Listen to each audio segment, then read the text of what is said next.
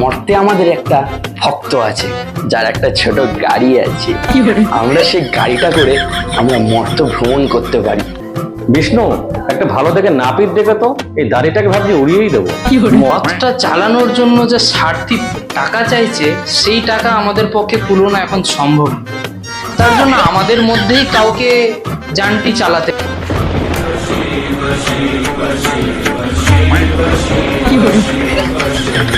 নেই, কারণ চিত্রগুপ্ত হঠাৎ করে অসুস্থ হয়ে পড়েছে, ওই প্যারাসিটামল খেয়ে ঘুমাচ্ছে।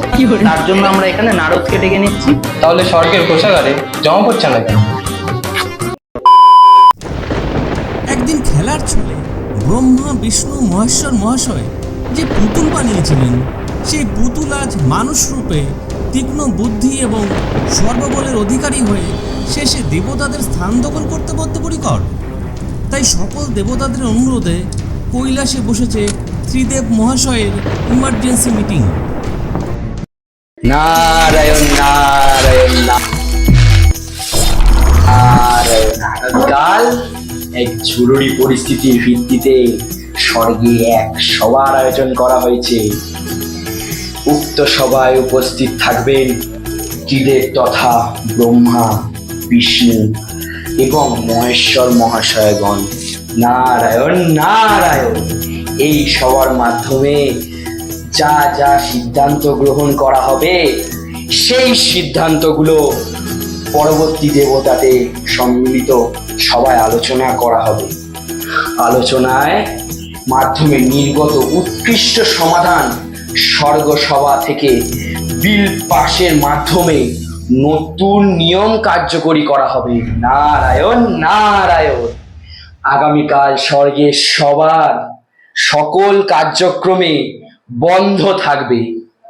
আদেশ অনুসারে ত্রিদেব মহাশয়গণ। নারায়ণ নারায়ণ।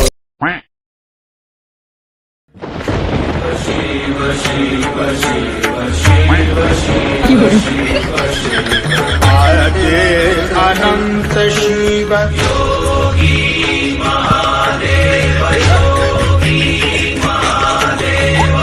आदे अनंत शिव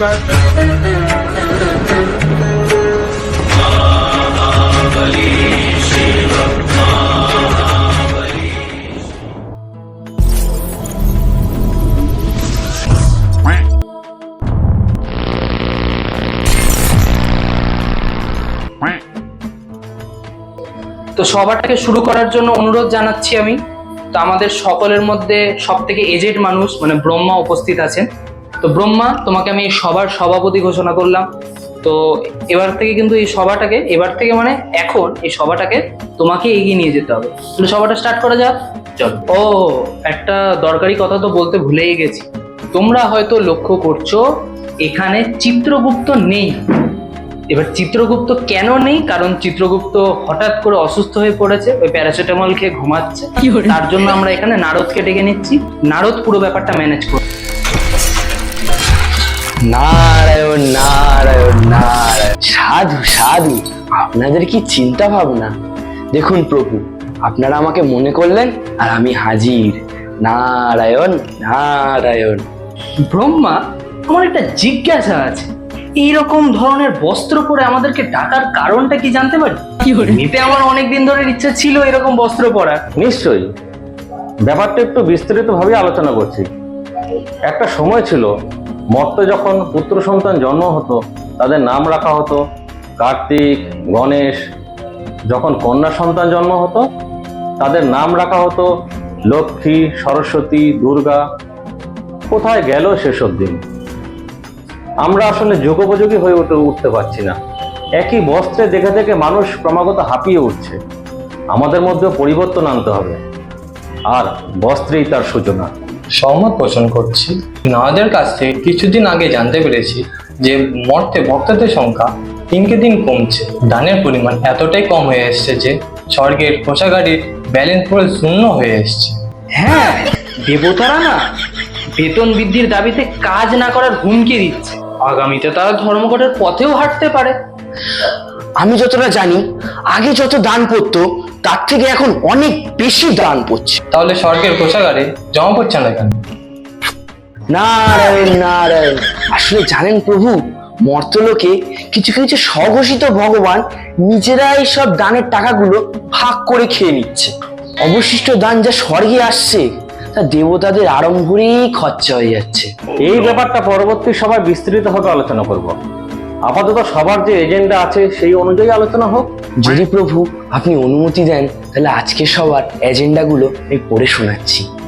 নিশ্চয়ই। নারায়ণ নারায়ণ। এখন থেকে নিয়মিত সভা অনুষ্ঠিত হবে। মর্তলোকে বিভিন্ন মানুষের সমস্যাগুলো আরো সক্রিয়ভাবে সমাধানের পথ খুঁজতে হবে। বিভিন্ন ভক্তরা যখন সমস্যায় পড়ে আমাদের কাছে আসবেন তখন তাদের দিকে আমাদের সাহায্যের হাত বাড়িয়ে দিতে হবে। নারায়ণ নারায়ণ। স্বর্গ সভায় বিলিপাসের মাধ্যমে নিয়ম কানুনে বড়সড় রদ বদল করা হবে। সমস্যা সমাধানের পর যেসব দান সামগ্রী আমাদের দেওয়া হবে সেগুলো স্বর্গের উন্নয়নের খাতে ব্যয় করতে হবে। নারায়ণ নারায়ণ। সমস্যাগুলিকে দ্রুত আলোচনার মাধ্যমে সমাধান করে দিতে হবে। প্রয়োজনে আমাদের মধ্যে বিভিন্ন বুদ্ধিমান মানুষের সাহায্য নিতে হবে। নারায়ণ নারায়ণ। এই বিষয়ে একটু আপত্তি আছে আমার। আমরা ভগবান হয়ে মানুষের সাহায্য নেব। ভুলে গেছেন মহাদেব, আমরা খেলার ছলে যে মানুষ বানিয়েছিলাম, সেই মানুষ বুদ্ধিতে পরাক্রম হয়ে আমাদের 3 দেবকে পরাস্ত করেছিল। ভুলে গেছেন সেদিনের কথা? আমাকে পরাস্ত করতে পারেনি। সে ঠিকই মহাদেব, কিন্তু মানবগণ আপনার দুর্বলতাটাকে দেখে তার উপর যে আক্রমণ করেছে তার ফলে আপনিও পিছু হাঁটতে কিন্তু বাধ্য হয়েছে। সবশেষে একটা কথা বলতে চাই। নিয়মিত মর্তে ভ্রমণের মাধ্যমে এই মানুষজনকে না চোখে চোখে রাখতে হবে। কি করে বলা যায় না। মর্তে ভ্রমণ করার জন্য তো একটা রথের প্রয়োজন। নারদ মহাশয়, আপনি একটু দেখুন তো যে মর্তে কোনো পুরনো ভাঙাচোরা কোনো রথপথ আছে কিনা। এখন যা আমাদের অবস্থা সেটাকে মেরামত করেই কাজ চালাতে হবে। আর সেই রথটা ঠিক করতে কত কি খরচ লাগবে সেটাও জানার ব্যাপার, কেন আমাদের এখন তো বাজেটের প্রচন্ড বড় অসুবিধা। আর যদি মর্তে ভ্রমণ ঠিক মতো না করি, এই মানবগুলো বেড়ে বেড়ে একদিন আমাদেরকে স্বর্গ থেকে বেরোতে হবে, ওরা স্বর্গটাকেও নিয়ে নেবে। আপনারা যদি একটু অনুমতি দেন তাহলে আমি একটা সমাধানের পথ বলতে পারি আপনাদেরকে। মর্তে আমাদের একটা ভক্ত আছে যার একটা ছোট গাড়ি আছে। আমরা সেই গাড়িটা করে আমরা মর্ত ভ্রমণ করতে পারি। আপনারা যদি চান, আমার সাথে কথা হয়েছে, সে বিনা মূল্যে আমাদেরকে গাড়িতে বসতে দেবে। কিন্তু যানটি কে চালাবে? রথটা চালানোর জন্য যে সারথি টাকা চাইছে সেই টাকা আমাদের পক্ষে কুলোনো এখন সম্ভব নয়। তার জন্য আমাদের মধ্যেই কাউকে যানটি চালাতে হবে। আর তার মধ্যে তো আমরা মরতে যাচ্ছি ভেষ বদল করে, তাতে আমাদের কোনো সম্মানহানিরও অসুবিধা নেই। ব্রহ্মাদেব, আপনি আমাদের মধ্যে সব থেকে বড়, তাই আপনি আমাদের পথপ্রদর্শক। আপনারা যেমন বলবেন সেরকমই হবে। নারদ, তুমি বিশ্বকর্মা দেবকে খবর দাও যে ওই রথটি চালাতে যে কারিগরি বিদ্যার প্রয়োজন সেটা ব্রহ্মাদেবকে যদি দেওয়া হয়। নারায়ণ নারায়ণ। আপনারা যদি চান আমি এই খবরটি বিশ্বকর্মার কাছে পৌঁছে দিচ্ছি প্রভু। আপাতত সবারই এখানেই সমাপ্ত করা হলো। আগামী সবার দিনক্ষণ আবার নতুন করে জানিয়ে দেওয়া হবে। সেই অনুযায়ী আমরা আবার পরবর্তী সভায় বসবো। আর আমাদের এই সভার মাধ্যমে যে এজেন্ডাটি বের হলো সেটি, এবং আমরা যেই এই মিটিংয়ের থেকে সিদ্ধান্তগুলো নিয়েছি সেই সিদ্ধান্তগুলো স্বর্গসভায় 1 কপি পাঠিয়ে দেওয়ার জন্য নারদকে আদেশ প্রদান করছি। বিষ্ণু, একটা ভালো দেখে নাপিত ডেকে তো এই দাড়িটাকে ভাবছি উড়িয়েই দেবো। মরতে যা গরম, এই দাড়ি নিয়ে স্বর্গের ঠান্ডায় রয়েছি বলে থাকতে পারছি। মরতে যা গরমের কথা শুনছি, মরতে গিয়ে আমাদের প্রাণ অষ্টগত হয়ে উঠবে। এই নারদ, একটা ভালো দেখে নাপিত ডেকে তো এই দাড়িকে উড়িয়েই দেবো।